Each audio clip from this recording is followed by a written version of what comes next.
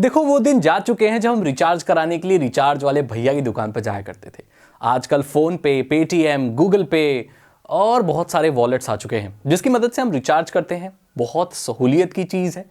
पर सवाल ये उठता है कि ये जो कंपनियां हैं ये कैसे पैसे कमाती हैं। आपने देखा होगा कि पेटीएम में अगर आप 100 रुपए का रिचार्ज करते हैं तो आपके फोन में 100 रुपए का ही रिचार्ज आता है।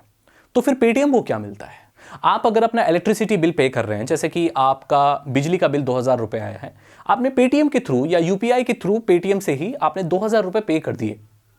तो पेटीएम का इसमें फायदा क्या होता है? आखिरकार पेटीएम पैसे कैसे कमा रही है, ये सवाल है। पेटीएम, गूगल प्ले और गूगल पे, फोन पे, जितने भी वॉलेट्स वगैरह हैं, ये सवाल है आज का। मैं बात करना चाहता हूं।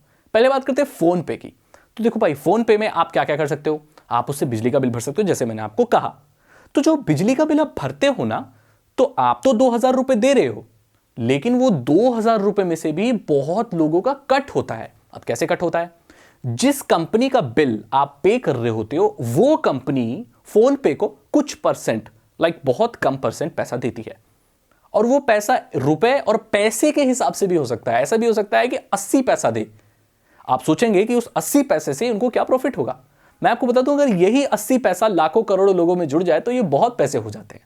अभी आपको सिर्फ एक ही 80 पैसा दिख रहा है, लेकिन ये 80 पैसा अगर 1 लाख लोगों में हो जाए तो आप अंदाजा लगा सकते हैं कि कितने रुपए हो जाएंगे। बहुत रुपए हो जाएंगे। तो ये चीज ऐसे काम करती है। अब क्योंकि आप जो उनका बिल पेमेंट कर रहे हो वो उनकी ऐप के थ्रू कर रहे हो, और ऐप से बिल पेमेंट करना इजी होता है इन कंपैरिजन टू कहीं पर जाकर पैसे भरना। तो लोग जब सहूलियत देखते हैं, जब उन्हें लगता है कि आप पैसा जल्दी दे सकते हैं, तो वो दे देते हैं। क्या आपने कभी सोचा है कि Amazon ऐप पे क्यों डिस्काउंट देता है? आपने देखा होगा, Amazon कंपनी हमेशा आपको इंकरेज करती है कि आप अपनी मोबाइल फोन से शॉपिंग करें।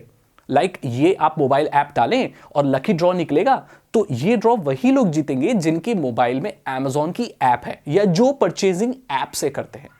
कभी आपने सोचा है कि ऐसा क्यों होता है? ये लोग क्यों चाहते हैं कि आप अपनी ऐप से ही परचेज करें? क्योंकि मोबाइल फोन आपकी पॉकेट में हमेशा रहता है, कंप्यूटर आपकी पॉकेट में हमेशा नहीं रहता है, और जो चीज आपके पास हमेशा रहती है उसमें परचेजिंग बढ़ जाती है। आपने सोचा है कभी कभी आप लेटे लेटे ऐसे अमेजोन से कुछ देखते रहते हैं, कुछ ऑर्डर कर लेते हैं?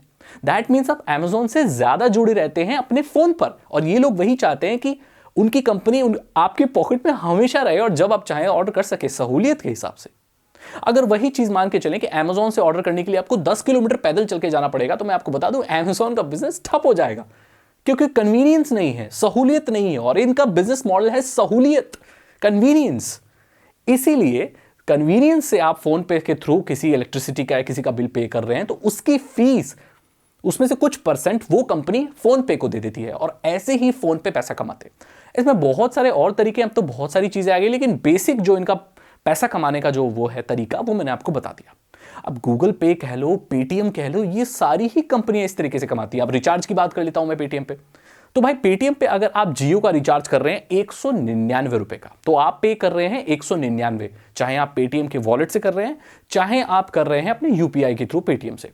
तो आप जो पैसा पे कर रहे हो वो 199 पूरा जियो नहीं रखता है, उसमें से 197 या शायद 196 रखता है। बाकी के 1-2 रुपए जो होते हैं वो पेटीएम रखता है।